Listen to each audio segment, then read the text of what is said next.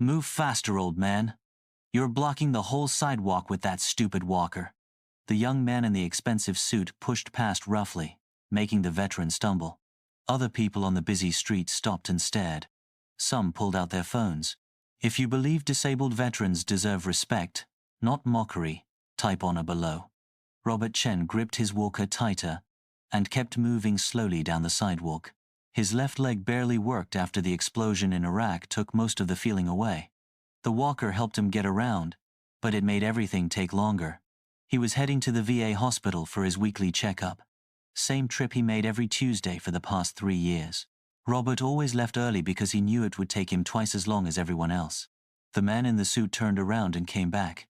"Did you hear me? I said move faster. Some of us have important jobs to get to." Robert looked up calmly. "I'm sorry, sir. I'm going as fast as I can. There's plenty of room to walk around me." "Going as fast as you can?" The man laughed meanly. "What's wrong with you anyway? Too lazy to walk normal? Probably faking it for attention." A small crowd started forming. Robert felt his face get hot. He had been a sergeant in the army, led men into battle, saved lives under fire. But now he felt small and embarrassed on this busy street. "I was injured in Iraq," Robert said quietly. "I'm not faking anything." "Oh, sure. The soldier story. That's what they all say." The man got closer. "I bet you never even left this city. Probably too scared to join the real military." Robert's chest tightened. He remembered the day the bomb went off, how his squad was checking a building for civilians, how he pushed 2 young soldiers out of the way when he saw the wire, how the explosion threw him 20 feet and changed his life forever. If you know someone who served our country, type thank you below. "Sir, I don't want any trouble," Robert said. "I just need to get to my appointment." "Your appointment? Let me guess. Another handout from the government? You people are all the same, making excuses while real Americans work hard." The man kicked Robert's walker. Robert stumbled and almost fell. A woman in the crowd gasped. Someone yelled, "Hey!" but nobody stepped forward to help. Robert caught himself and stood up straight. Even with his bad leg, he still had the posture of a soldier. "That's enough," he said firmly. "Or what? You'll fight me? With that walker?" The man laughed again. "This is pathetic. You're pathetic." Robert took a deep breath. He thought about his options. He could try to keep walking and ignore this bully. He could call the police, but that would take forever.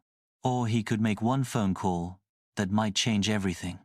Robert remembered the business card in his wallet, the one from his old commanding officer, who now worked for the mayor's office. Colonel Sarah Martinez had told all her old soldiers to call if they ever needed help. "We take care of our own," she had said. Robert pulled out his phone with steady hands. He dialed the number while the man kept shouting insults. "Colonel Martinez? This is Sergeant Chen. I need some help." He explained what was happening in a calm, clear voice. Just the facts. No anger, no emotion. Just like he used to report to her in Iraq.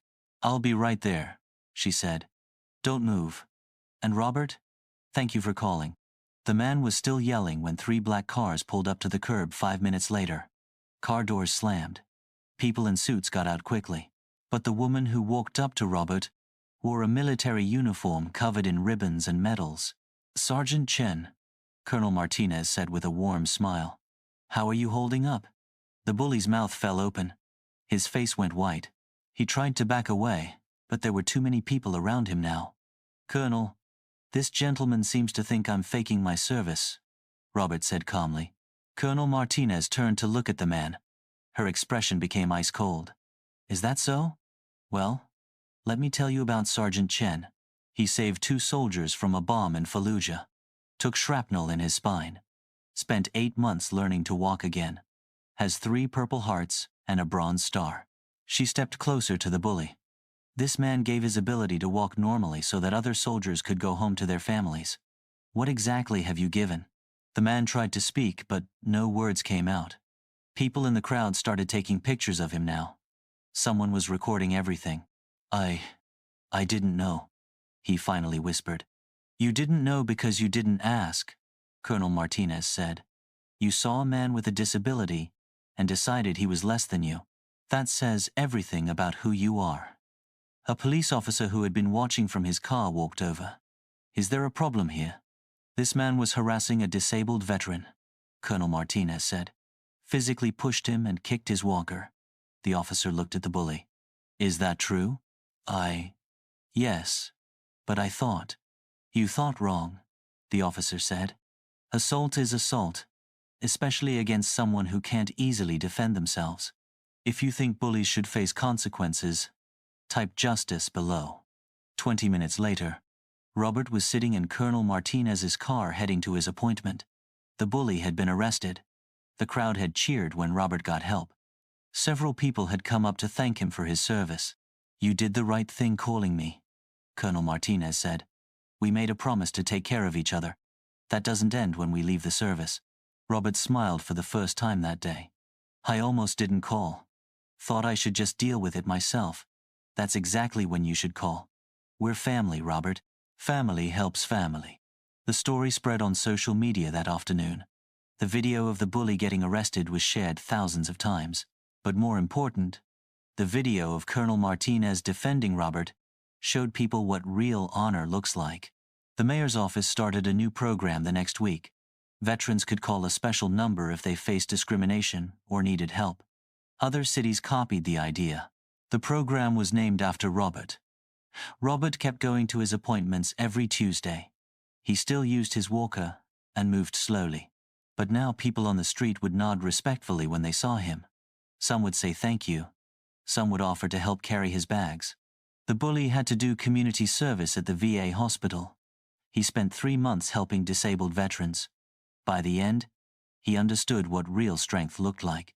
It wasn't about being able to walk fast or having a fancy job. It was about serving others, even when it cost you everything. Robert never spoke to the man again. But sometimes he would see him at the hospital, pushing wheelchairs or reading to patients. The bully had learned what Robert knew all along. True honor comes from lifting others up, not tearing them down. 6 months later, Robert got a letter from a young veteran who had seen the video. She had been afraid to use her wheelchair in public because of mean comments. But Robert's story gave her courage to get the help she needed. That letter meant more to Robert than any medal he had ever received, because he learned something important that day on the street. Sometimes the battles we fight at home are just as important as the ones we fight overseas. If you believe veterans deserve respect and support, subscribe to hear more stories of courage and justice. Type, never forgotten, if you think we should always remember those who served. Real strength isn't about being the loudest or the fastest. It's about standing up for what's right, even when you're standing on shaky legs. It's about calling for help when you need it. And it's about lifting up others who have lifted up our country. Robert Chen taught us all that heroes don't always wear capes. Sometimes they use walkers. Sometimes they move slowly. But they always move forward with dignity, courage, and the knowledge that they are never truly alone.